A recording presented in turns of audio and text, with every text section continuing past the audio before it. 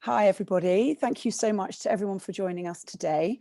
My name is Rachel. I work for the Talent App, and I'm very pleased to be joined by members of the team at consultancy firm Simon Kucher today. So with us this afternoon, I have Dr. Peter Colman, who is an equity partner at the company, Mr. Jonathon Grant, who's one of the directors, Micaela Solis and Joseph Kleeman, who are both consultants with Simon Kucher. And they've all given us their time today, which I'm really pleased and excited about. I've got Dr. Colman just for a brief amount of time today, so I will try and get as much out of him in the first part of this as I can. Jonathon has kindly agreed to start us off today by giving us a little bit of insight into what consultancy is and how Simon Kucher fits into that. Jonathon, if you'd like to kick off, that would be great. Yeah, sure. Thanks, Rachel. So I think first off, a lot of us here on our side, before we joined Simon Kucher, we probably didn't have a super clear idea of what consulting is. So I guess in its most basic form, consulting is solving problems for clients. So clients being, any type of company, any kind of different number of companies which we work with. And the kind of problems that we work on, quite a wide range of topics, but yes, especially where we focus is pricing. So if I looked at kind of what a straightforward example of what the kind of problem that people might come to us is, what should be the price of a can of Coke in a supermarket? So you can see, okay, that's the problem. We want to know what we should price this can of Coke at. Well, there's a whole lot of different questions there. If I change the price, will more people buy it? Will less people buy it? And how can we as Simon Kucher help our client kind of examine that? So, we could look at what are the prices of the other soft drinks which are sold alongside it. The last time you changed the price, what happened? When we asked customers, what do they think about it? We say, okay, we're going to increase the price by 10p, would you stop buying it, or do you just really love it and you would definitely keep buying it? And then if we believe all those things, what would the actual impacts be? And we can go back to our client and say, you had this problem, we've thought it through, here's all the solutions, and you should go ahead with this route, and this is going to be the impact for you. Does that all make sense to you? That does. That's a really concise way of putting it, actually. And I suppose you can scale that up from Coke cans to heavy industry to resources of any kind. That's fantastic. Thank you very much. So, Peter, if I can just pick your brains a little bit now, could you give me a little bit of information about how you came into consultancy? As Jonathon rightly said, did you know what consultancy was before you headed into the industry? Did you come in a straight linear route? I know that your degree and your studies were not necessarily what one would initially imagine would lead you towards that sort of career. So could you give me a little bit of background about how you've come to be there? Yeah, sure. My routing wasn't linear, as you say.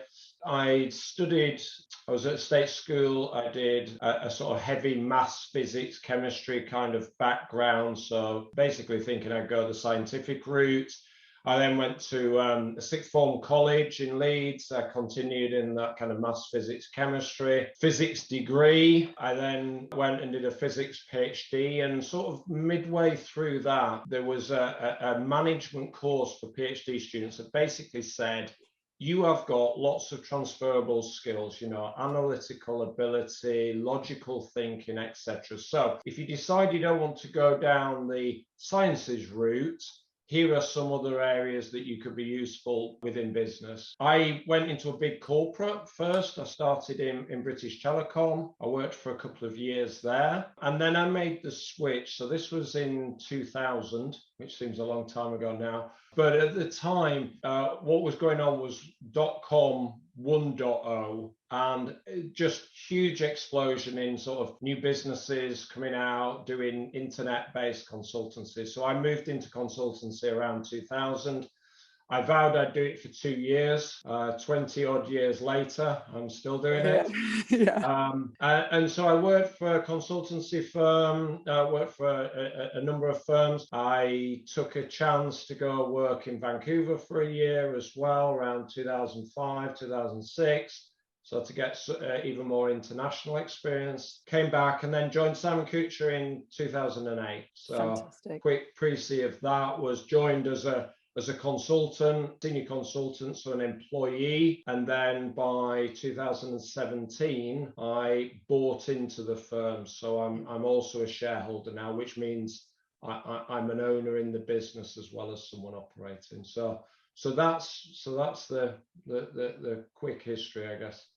Fantastic. Thank you very much. I think it's really interesting. And I often find when we do these interviews, these seminars with professionals, that people have not necessarily come a linear route. You know, as you say, actually, it's very interesting to see that from doing a very scientific and maths-based educational path, that actually many of those skills are transferable, and we see across lots of industries that actually, as you say, being analytical and all of those things can be transferred into lots of different areas. And I think it's very valuable for young people approaching industry and careers now to understand that they're not cutting themselves off, and actually that many skills that you develop through all sorts of different career choices and educational paths are really applicable to lots of different careers.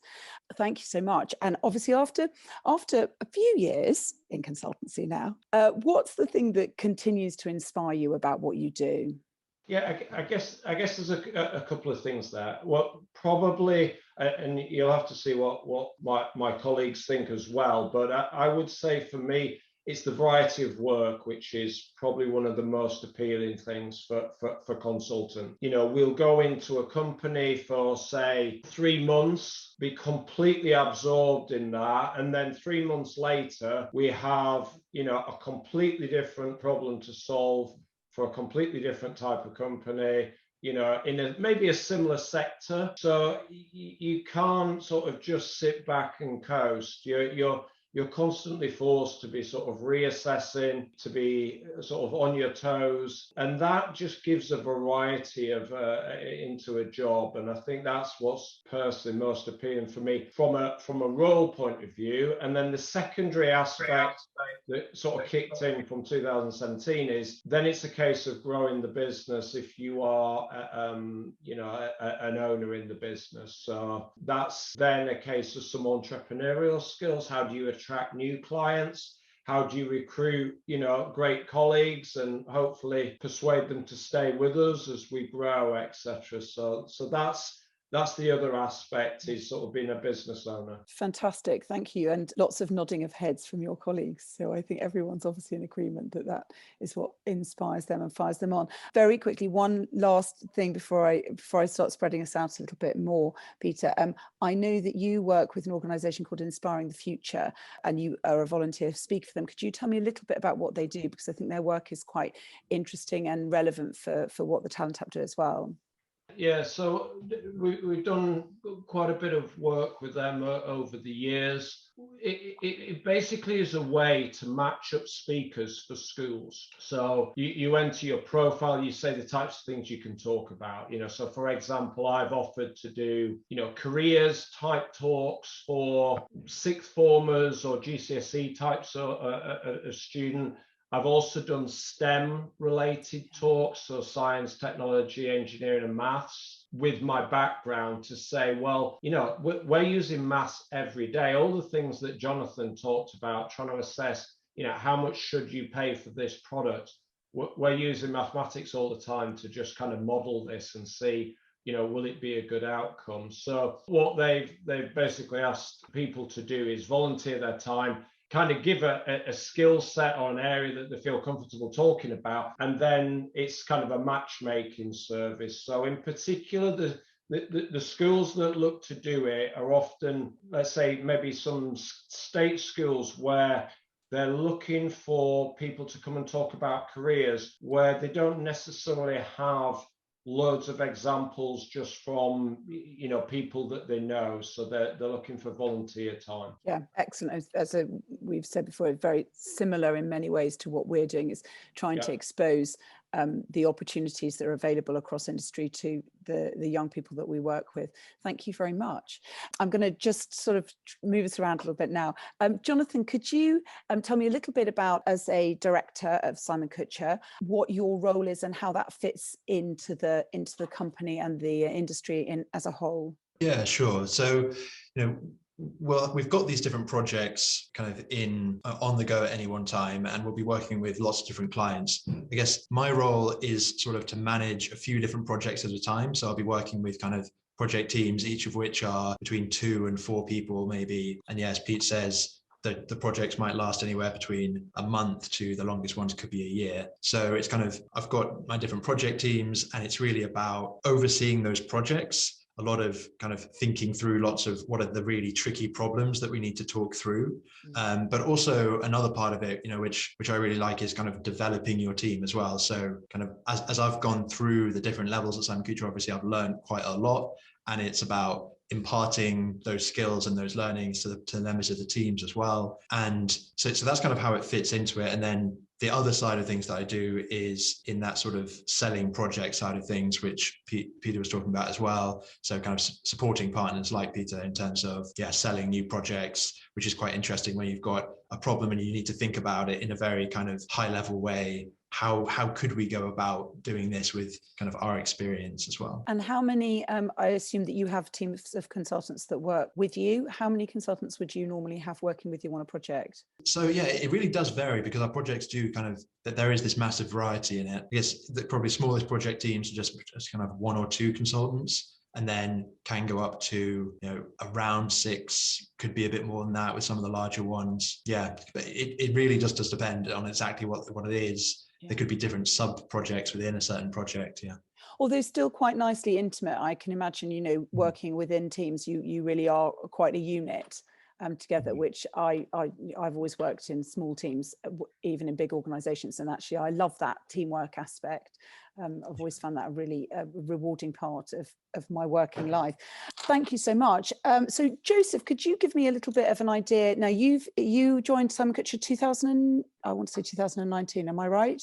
So I joined full-time this year, actually, about 3 months ago, but I interned in 2019 summer, my penultimate year of university. So I'm a new starter, one of the newer starters at the firm at the moment, and sort of the time has flown by. I started remotely in January, which was quite an interesting experience during the pandemic. And now this is the second week that our office has been open. So I've met a lot of my colleagues for the first time this week and last week. But I'm sort of at the very entry-level position at the firm, entry-level consultant.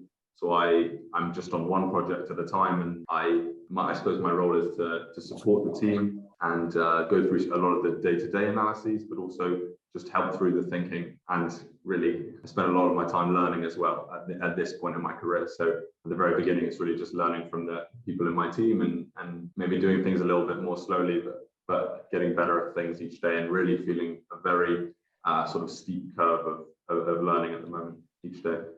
I assume that having spent your internship there, though, that was, you already had that sort of warm up to be coming in and perspective on what you were approaching as a career path. Yeah, absolutely. I think a lot of the junior employees at Simon Kucher come through an internship first, and I think it's at least in my case a very good process. You really get a sense of the feel of the firm and the culture of the firm. For me, that was seeing a social aspect of it as well, which helped me sort of make that decision. And then when I was starting remotely, it helped me integrate. I think, absolutely, that helped me a lot. And how did you get involved with the internship? Was that part of what they call the milk round? Was that something that you were approached at university, or how did you get onto that internship? I hadn't done a proper corporate internship before. It was something that was talked about when I was at school. It was something that was talked about when I was at university. I knew people doing work experience and internships, but I had never really got my foot in the door so much. And I think that I first actually saw the internship program on one of those job boards. I was basically just searching with a very wide net of different internship opportunities I could do, because I really didn't know what I wanted to do. And I think the blurb about Simon Kucher just excited me, and the kind of things that they were talking about. But yeah, somewhat by chance, really, I just knew that I wanted to do some kind of internship. I applied to a lot of things and ended up really enjoying the experience of the assessments that were part of consulting, and then ended up here that summer. Fantastic. That's great. So it's great to know how people have been approaching the industry very recently and how they've accessed that information. Micaela, obviously you've been with Simon Kucher a little bit longer. Could you tell me a little bit about how you have come into consultancy and that process? You're obviously the next step along from Joseph. So if you could tell us a little bit about how you came into consultancy, that would be great. Yeah, cool. Yeah, so I've been here since Jan 2019, so about 2 years. And before that, I also did an internship. So I guess in that perspective, fairly similar to Joseph's path, but maybe like going back further than that. So I'm from Manchester.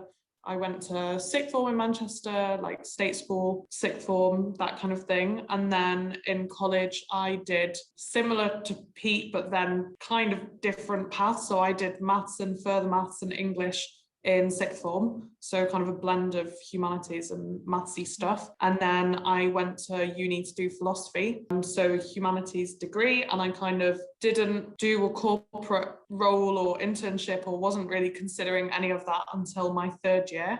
So actually in the summer of my second year, I worked for NCS The Challenge, which I guess many of you may be familiar with, is like a youth program that works with 15 to 17-year-olds and kind of gives some valuable experiences. So I had done that, and then it was kind of getting into third year. It kind of felt a bit like crunch time. All of my friends were then having all the conversations of what are you doing after you graduate? And I started to think, oh, maybe I need to think about what I'm going to do after I graduate. And I actually remember going to a careers person. So they have the careers service at uni, and spoke to them, and it was actually quite a horrible conversation. And she was like, I don't think you're going to get funding to do a master's, because there isn't that much funding for humanities master, and you might not get a corporate internship because you haven't done any corporate roles. And I was kind of a bit deflated after that, but I think it just made me then want to prove that wrong. And I don't think that was valuable advice at all that she gave me. So then that Christmas of the third year, I just basically sat down and applied to quite a few internships. I think, like Joseph, Simon Kucher one really caught my eye. And then I had an assessment day in the January of that year, so January 2018. It was actually my first, they call them assessment days. It's basically a big day where there's a couple of interviews and quite a few people interviewing. And it was my first one of those. So I didn't really know what to expect. I still didn't really know what consulting was, but it was really cool. It was fun. I know that sounds kind of obscure when people call things like that fun, because there's different kinds of fun, but it was challenging. And then I got that, and I was offered that, and this was the position that I had been most interested in. So then I kind of withdrew my applications from other consultancy firms, and then ended up doing an internship here that summer, which was really cool. And then came back in Jan 2019, and have been here for 2 years now, which really has again flown. I think having a year of COVID has made that go quicker. Yeah, it's been a strange old year, but again, it's very interesting to hear that you and Peter both, didn't do degrees that you would necessarily feel were going to lead you there. And I think it is important to reflect that actually, careers advisors shutting doors is not necessarily very constructive or realistic or necessary. So that's fantastic. Thank you very much. Jonathon, do you think you could, because we haven't actually heard about how you've ended up in consultancy, could you tell me a little bit about how you've got there? And could you also let me know, what are your sort of career highs at this point, and what are your ambitions professionally? What are the things you're striving towards? Yeah, sure. So it's kind of similar to maybe Pete and Micaela. So I did history at university, and then coming kind of similar to Micaela as well, then coming to the end of third year, I was thinking, but how am I ever going to make any money out of this degree, and what should I actually be doing? So kind of after kind of thinking what my options were, I was lucky because I had a family member who was in consulting. So I had some idea of kind of what was involved and that it was a potential kind of path. So was applied to a few consultancies, and Simon Kucher was the one where I'd applied to a few very large consultancies. I'd had an internship at a couple of very large ones, which were neutral to slightly negative experiences with some of those. And if kind of Simon Kucher felt like a nice kind of sized firm as well. It wasn't sort of one of those slightly faceless corporations as well, I guess, from my perspective there. And so, and that kind of was ratified by my experience in my interview and everything like that. So and also interesting on something that Pete mentioned earlier, where he was talking about kind of the maths and everything that we use in our day to day.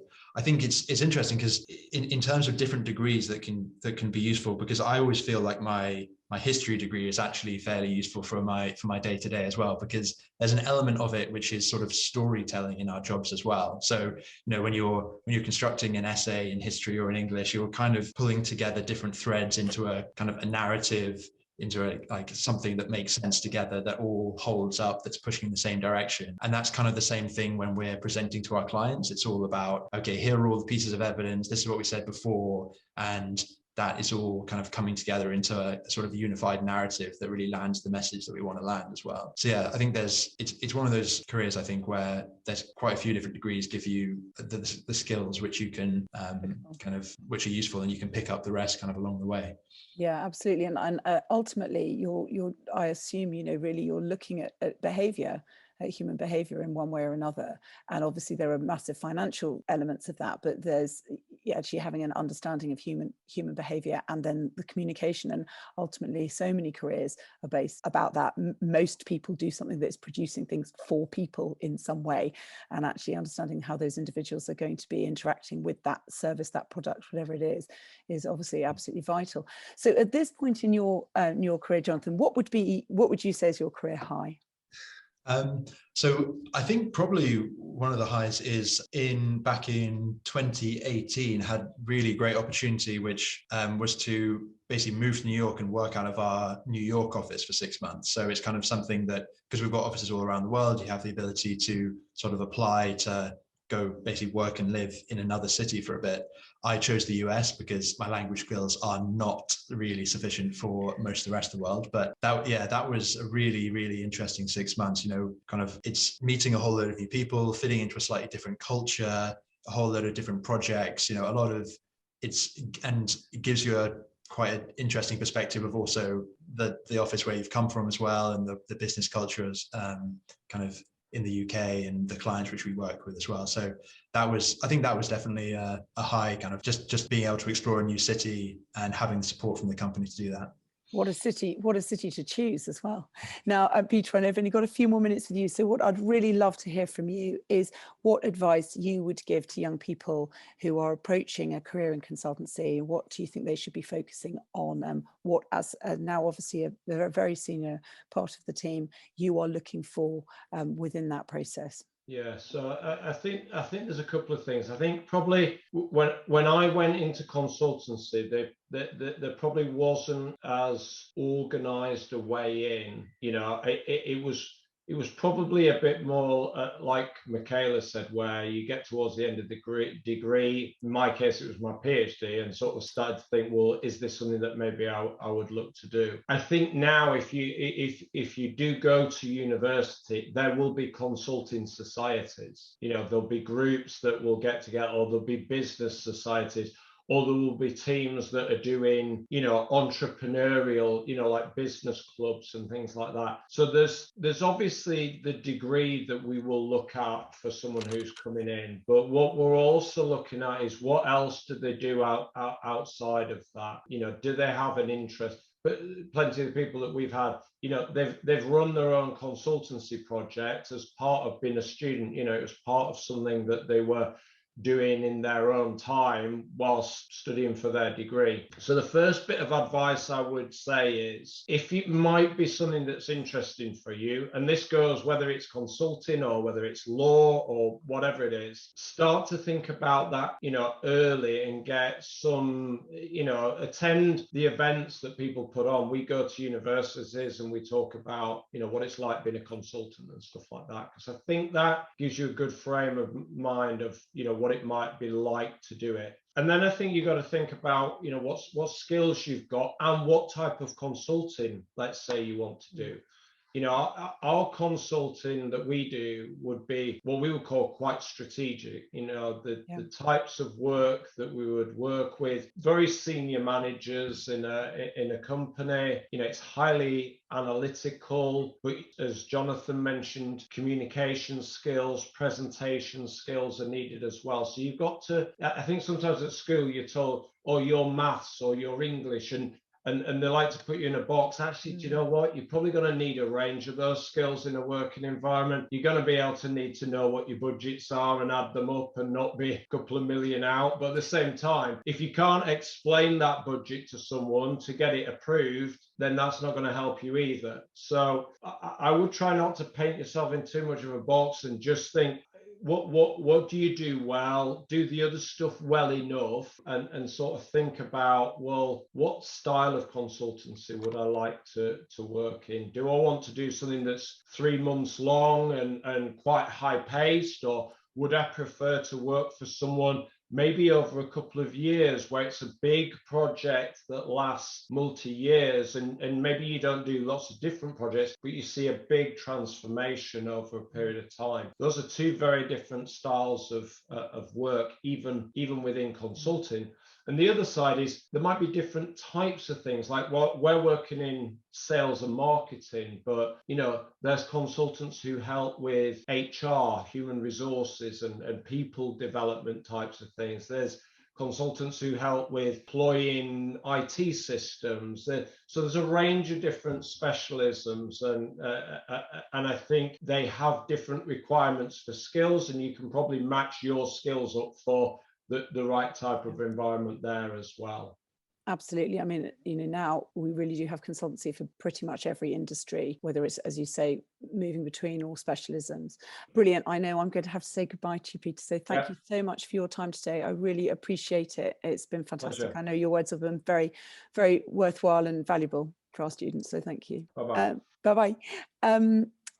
Joseph, I was going to ask you, as you obviously the person who's come into the industry most recently and has been through that process, you've had quite an interesting educational career, and I believe you studied in the States for a while. Is that correct?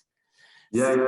That's sorry, go on. I was going to say, can you tell us a little bit about that experience and about, we're talking about the additional skills that one can bring with one to approaching a career, and how you think that may have helped you in your approach? Yeah.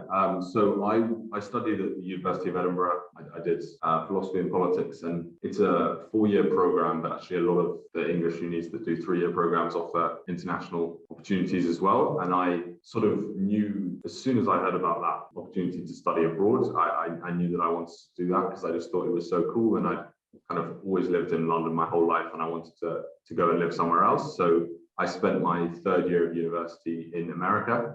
I was in Richmond, Virginia, which was a place that I'd actually never heard of until I got offered to go and live there for a year. But yeah, I wouldn't have thought of it immediately, but it's definitely a good point that I think having some any international experience that you can get, whether it be studying or working or volunteering, I think it is really valuable, because it's so useful to understand the world outside of the bubble that you grew up in, however, whether that be a city or not. And also I actually think you learn quite a lot about yourself in situations like that, because often when you're in your comfort zone, you know everybody there, and you just sort of fit into a routine. Whereas when you move somewhere, it's completely different, and a lot of the fundamental things about your situation are different. Something you have to adapt very quickly, and I think that is definitely applicable to consulting as well, moving between projects and meeting a lot of new people very quickly. And yeah, that sort of social comfortability of putting yourself in a new environment where you're less comfortable is a really valuable skill. I mean, anybody that can jump on an opportunity to live abroad for a little bit,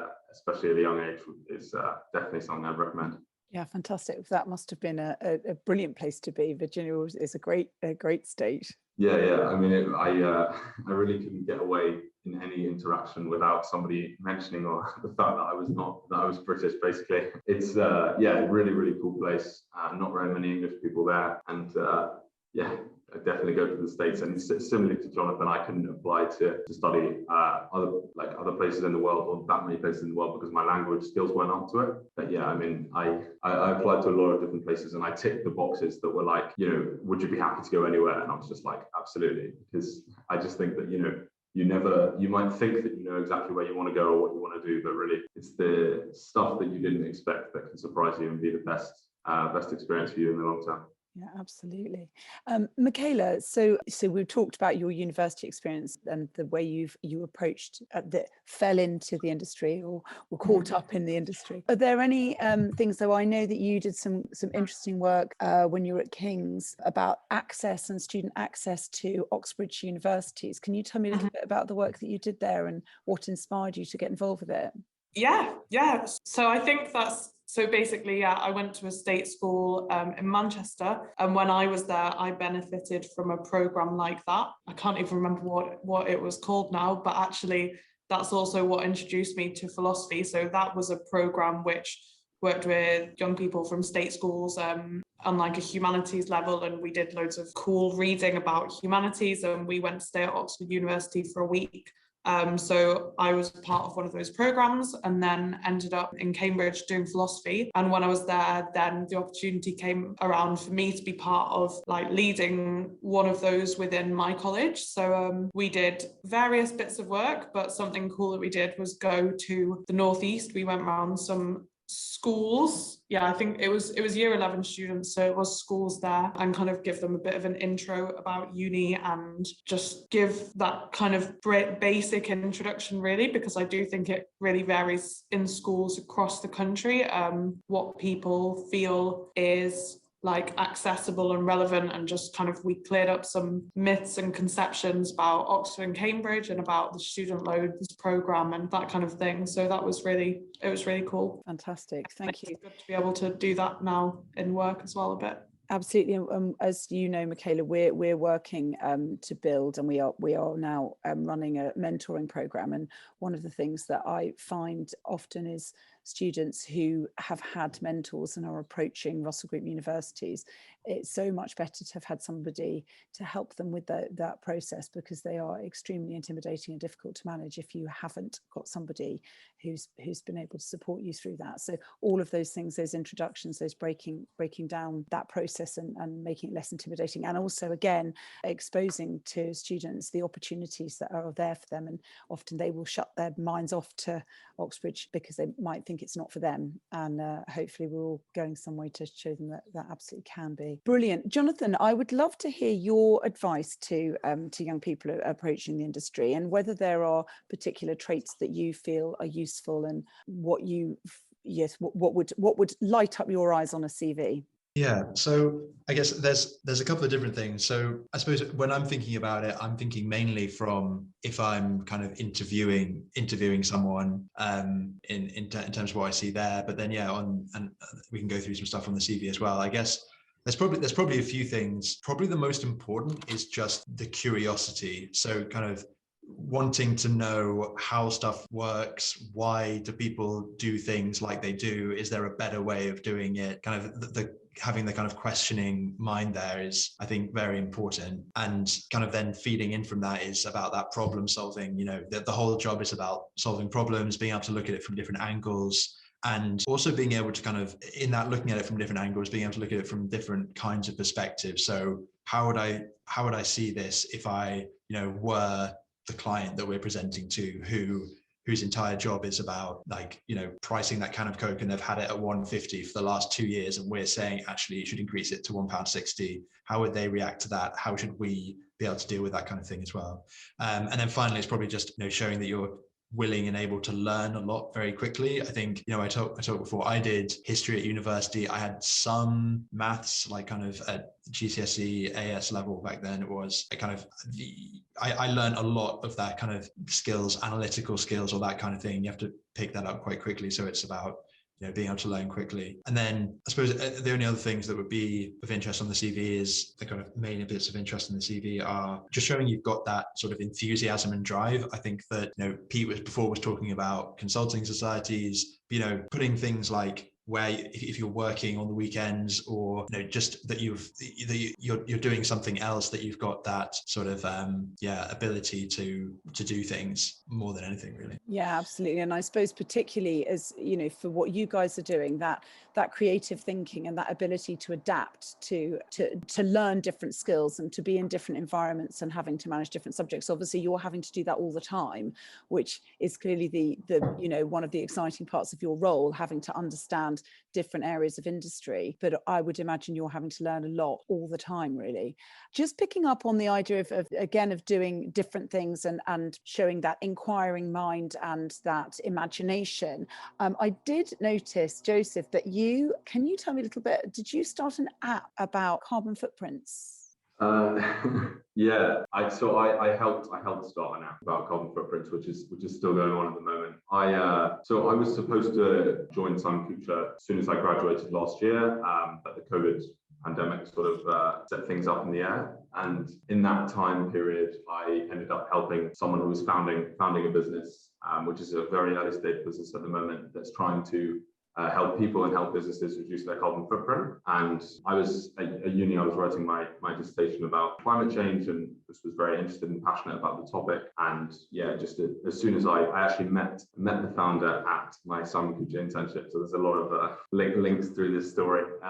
But yeah, we essentially for a few months, for 6 or 7 months, were in his apartment, sort of building from just our plan on a piece of paper into the fully fruition of an app, of a first version, and then pitching and trying to get money. And I think starting something from scratch is such a useful experience, because you might often think that I've definitely had a lot of imposter syndrome in trying to do things like that. But I think really, even if nothing comes of it, even if it fails entirely, you learn so much about so many different things at once, and you really care about it because you're personally invested. And I think you learn a lot about yourself and what you do like and how you like to work and things like that. And I think, yeah, that's always, it's not for everyone, but if you're someone who kind of has an idea and has the drive and just finds himself, pushing the extra mile to think things through and just wants to get things done, I think starting your own thing is an incredible thing to do. Yeah, I think again, whenever I speak to anyone who's made a successful career, often you learn more from the things that don't work than the things that do work. And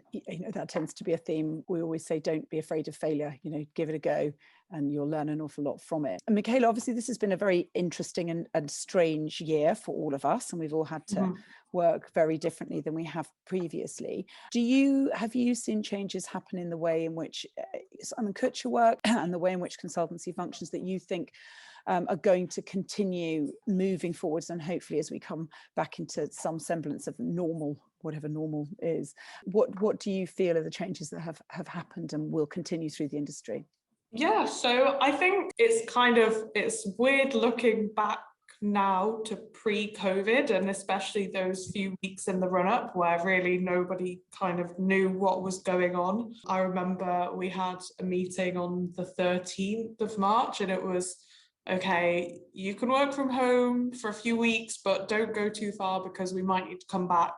And really before that, we did work in the office like the whole time. That was the norm, and occasionally working from home if you had like traveling to do or something like that. But it was really an office-based role. And then, yeah, we had that period of working from home, which then turned into 6 months working from home.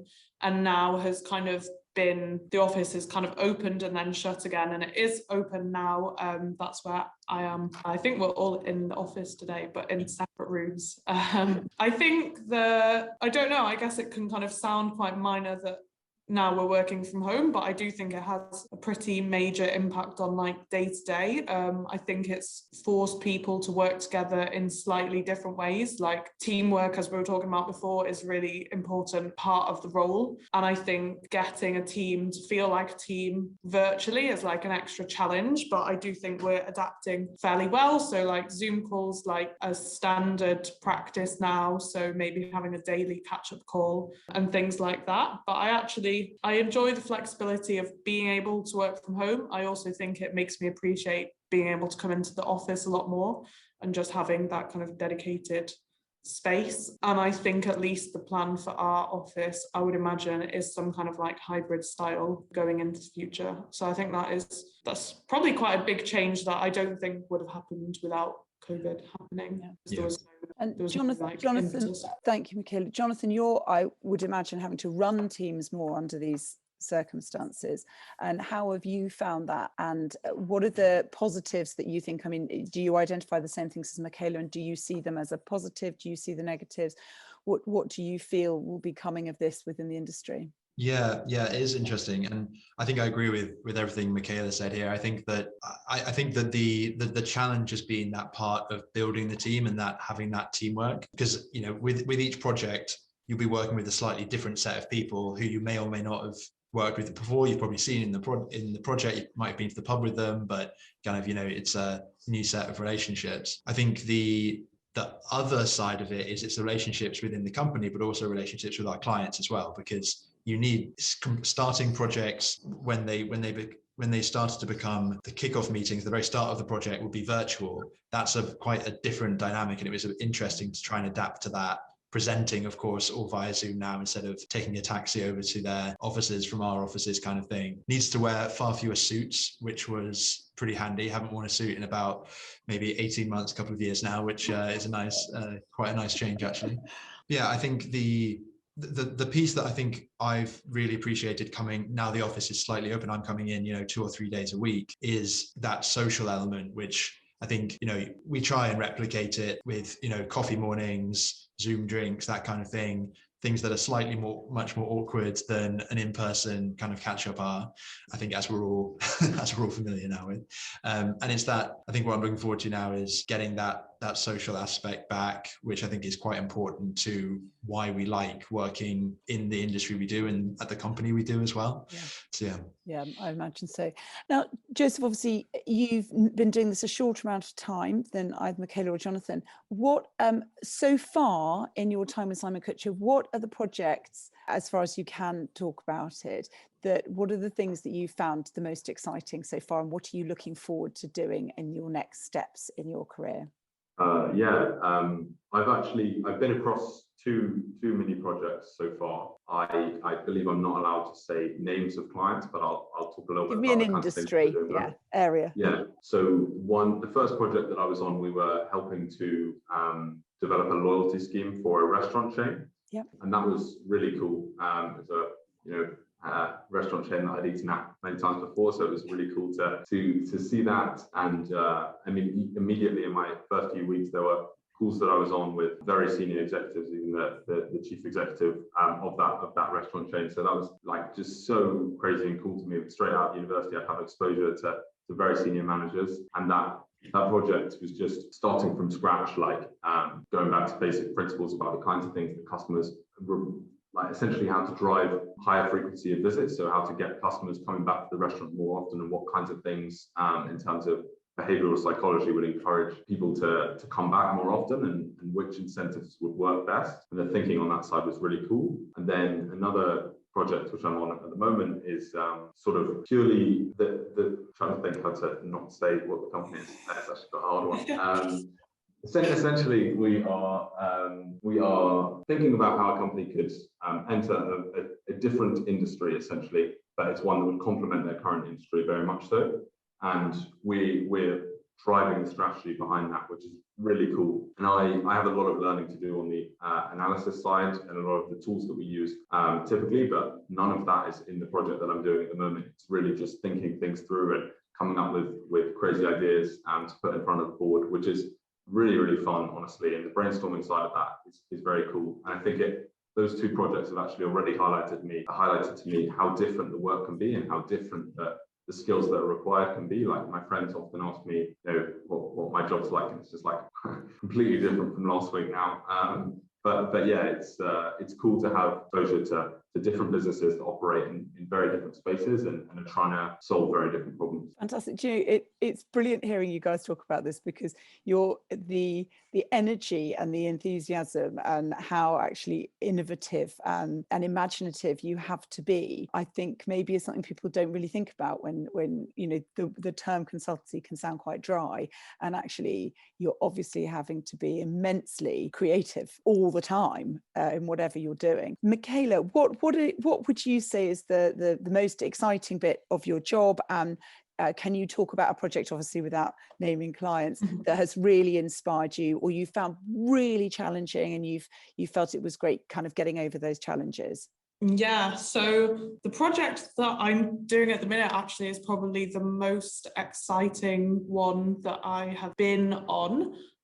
So we don't really specialize in terms of industry at this level yet, but just, I guess, by chance, but also because I like it. I've done quite a few projects in consumer goods and retail over the past year, which has been really, really cool. I think because for me, that feels like such an accessible industry. So again, can't name names, but like I've worked with quite a few brands now that I know the name of and already like. So at the minute, working for a footwear brand, which I had heard of and do own a pair of. I'm really conscious that I'm gonna accidentally slip up, but no. So This has been really cool because I really like the brand, and it's been quite a different piece of work than we usually do. So within this project, we've been doing focus groups, which is basically a form of research where people sit, usually it would be in person, it has been virtual, but basically just have a conversation about the brand and about the questions that we set. So this one has been kind of about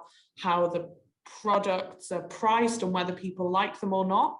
So we've done those in 7 different markets all across the world. And then I've had quite a break from Excel and numerical analysis, because for quite a big change, I guess, have been basically watching lots and lots of focus groups and then pulling out the insights on those, which we then put together in a presentation to share with the client. And I think it's super cool because then we get to play back to them. This is what people said about your brand. This is what people think about it. This is what they know, like and don't like. And I think it's really cool because this kind of research always goes down so well with the client, because obviously they're so passionate about their brand and they just want to hear everything about it. They're like, well, what did this person say? And what did they think about this? And it's really cool to be able to feed that back to them and see them kind of. So just before this, we had a call where we played a little bit of it back, and it's cool to just basically see them be really interested in what we have to say. Yeah, so fantastic. Yeah. I know I am a business owner myself, and perspective, getting insight into your own product is really, really fascinating. Jonathon, obviously you've seen a lot of projects. What are the projects that make you, when they land on your desk or you're given the opportunity to pitch or whatever, that you think, yeah, this one I really want? What is it about a project that really fires you up? What are the requirements to really float your boat? Yeah, so I guess there's a couple of different ways I think about this. So a lot of the projects I do, and I think both the ones that Joe and Micaela have talked about, are sort of brands that you're kind of already aware of. And it's always really interesting when there's a brand that, so I work with a lot of newspapers, for instance, and there's like, oh, well, I read that, or yeah, that's like a massive one. So that's always really interesting. And that kind of gives you a bit of a head start because you kind of understand, in theory, what being a customer feels like. Kind of, yeah, Micaela owns the shoes, Joe's been to that restaurant, it gives you a bit of insight to start with. But then there's kind of the other side where, I had a recent project with an academic publisher. So if you're a scientist and you want to publish your research in a journal, you need to pay to get it in a journal. And it's kind of one of these things I hadn't really thought of before, and kind of exploring that world. It's a company that's worth several $1 billion, and it's just exploring what that means. There's this whole industry out there. And then the third part, which this project also had, is a really interesting problem. So in academic publishing, there's essentially a bit of a revolution going on where people are saying, well, why should I pay to publish my research? You should be paying me for my research instead. And, actually, it should be free to access because the government's paying for the research anyway, indirectly through universities. So that was a really interesting project because they had this big problem, huge revolution in the industry. And we were working with the most senior people who are in charge of this massive company to try and work out, how do you deal with these massive problems, very complicated kind of issues as well. So yeah, I think and each of those are kind of the really interesting types of projects I like. Well, that's really interesting, because actually what you're saying is that all of them, whether it's a project that's about something that you already have familiarity with, but that's brilliant, that actually it's products that you already are familiar with, areas that you are completely new to you. So whether you're kind of coming in already at a certain level or having to really take on a lot of new information. It's so interesting. No, I think we're going to have to tie up quite soon. So what I'd really like, I know I've asked you a little bit about this, but your sort of top tips for students who feel that consultancy is for them. I know we've crossed on this a little bit already, but you're sort of 2-3 real, these are the things that you should go and do. Jonathon, I'll start with you if that's okay. Yeah, sure. So I think as I was going through before, I think it's a lot of those. I think out of the ones which I mentioned before, it's really that curiosity and the showing willingness to learn as well. I think that you don't need to know everything straight away. And part of being kind of starting off with a job like this is there's a huge amount of learning to do. But showing that you've got the kind of the ability and the interest in it is kind of the thing that we really want to see. I think the other thing is just, that enthusiasm and interest as well. So, why are you particularly interested in working in that particular industry? It applies to wherever you're applying, whether it's consulting or anything else, but thinking through what is it that's really motivating you, I guess. Fantastic, thank you. I'm going to ask Micaela the same, but before I do that, just any of our anyone who's participating with us today, any of our students who are listening, if you have any questions that you'd like to put to our panel now, then please do pop them into the chat, and I'll pass them on to our Q&A. Then please do pass them on. Micaela, going over to you, your top tips.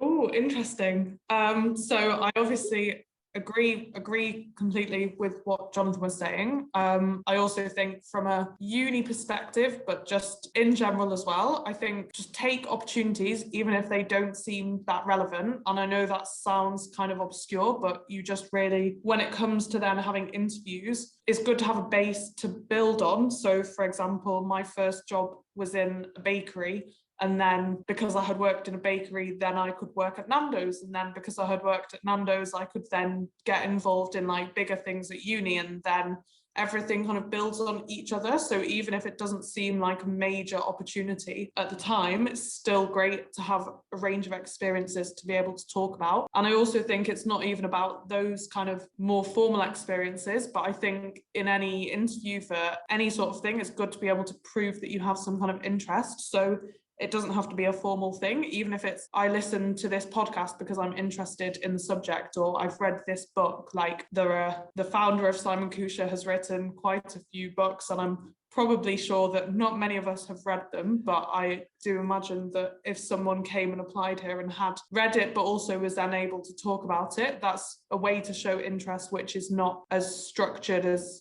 having work experience. And I also think another thing, obviously kind of the point of the talent tap is that you may not know people in your family who are in the same industries, but I just think as well, going through uni and then starting your career, just realize that people are actually super willing to help, and it doesn't have to be someone that you're super close to. Like, even if it's asking your friends, what do you think of my cover letter? Or like, what do you think of my CV? Or your friends' parents, or some people are nice and people want to help. So you can reach out to people and hopefully they can give something back to you. Yeah, I completely agree, Micaela. I think most people will want to help a young person who's enthusiastic and ambitious and want to achieve something in their life. And so, the worst someone can say is no. Yeah. So always ask the question. Yeah. Brilliant. And Joseph, you've obviously done this more recently.